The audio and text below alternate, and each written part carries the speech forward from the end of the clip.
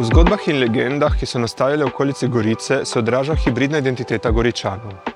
Gorica je namreč od vedno preplet različnih narodov, ki tu sobivamo. Slovenci, Furlani, Nemci, Italijani in Judje. Vsi smo Goričani.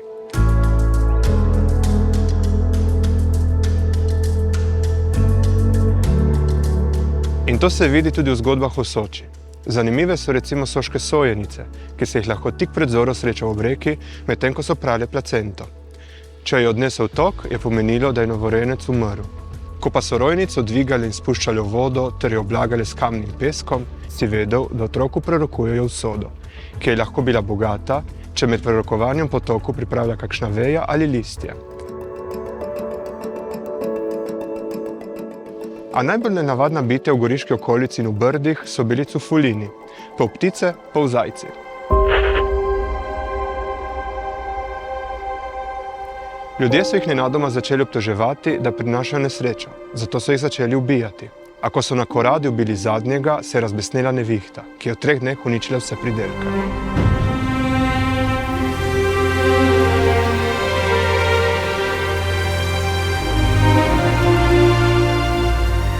Ohranjanje narave in vseh živih bitij je pogost motiv v goriških zgodbah.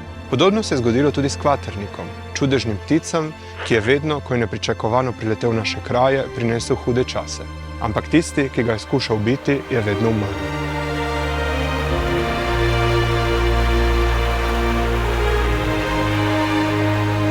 Furlani poznajo štorkulo, orjaško kosmato ženo, ki se v Soči umiva tako, da eno nogo postavi na Sveto Goro, drugo na Saboti. Naslednji dan pa eno na Kalvarijo in eno na Štanderški zvonik. Njena senca prinaša smrt, če pade na otroka.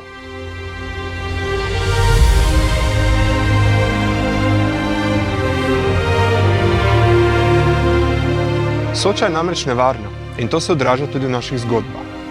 Tako kot zima. Zato sta za vse, ki živimo tu v bližini, pomembna 2 trenutka v letu. Pust, trenutek, ko podimo stran zimo, in svetoivanska noč, noč med 23. in 24. junijem, ko se začenja njeno dolgo vračanje.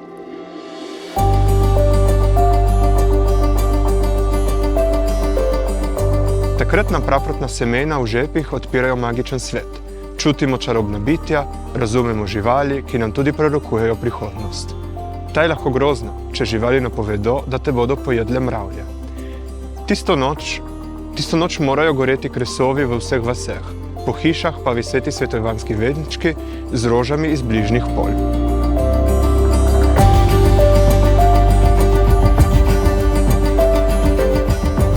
Na teh poljih med Šempetrom, Vrtojbo, Štandržem in Sovodnjami, kjer so nekoč pridelovali najboljšo zelenjavo in sadje za Dunajski dvor, Soče ne vidimo več. Ne slišimo je. Tako kot ne meje. Ne vemo točno, kje poteka, a čutimo, da je blizu.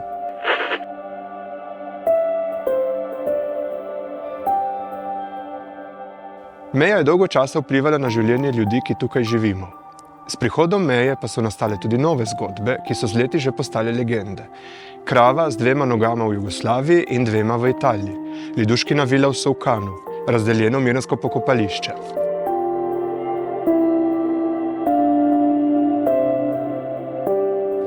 Ampak za kmete iz okolice Šempetra, Sovodenj, Štandrža in Vrtojbe je nova meja pomenila tudi različne vsakdanje težave.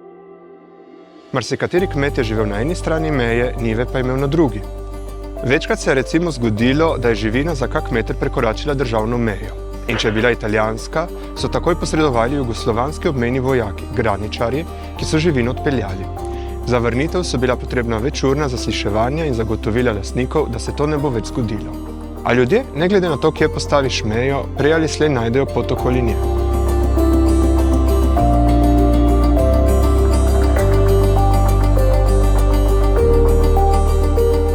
Vsaka goriška družina pozna kakšno zgodbo o švercanju kave, masla, zelenjave in mesa, ampak tudi kosov za avtomobile, za kolesa ali opeke. Prav tako kot Soča, ki prej ali slej najde svojo pot in se pri tem ne ozira na meje. Soča nas uči, da so meje le črte, zarisane po zemlji, medtem ko življenje gradi mostove. Tak most je tudi slovenska manjšina v Italiji, katere del sem tudi sam. Prav mi povezujemo, kot nekakšni karonti večno šivamo oba bregova. A zgraditi most med bregovi ali kulturami terja trud, pogum in voljo.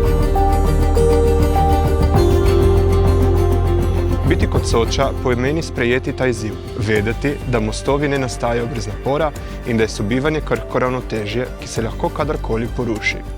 Biti Goričan, ne glede na to, kdo si, danes pomeni prav to, biti most. Kajti most ni le prehod, ma è una promessa di futuro.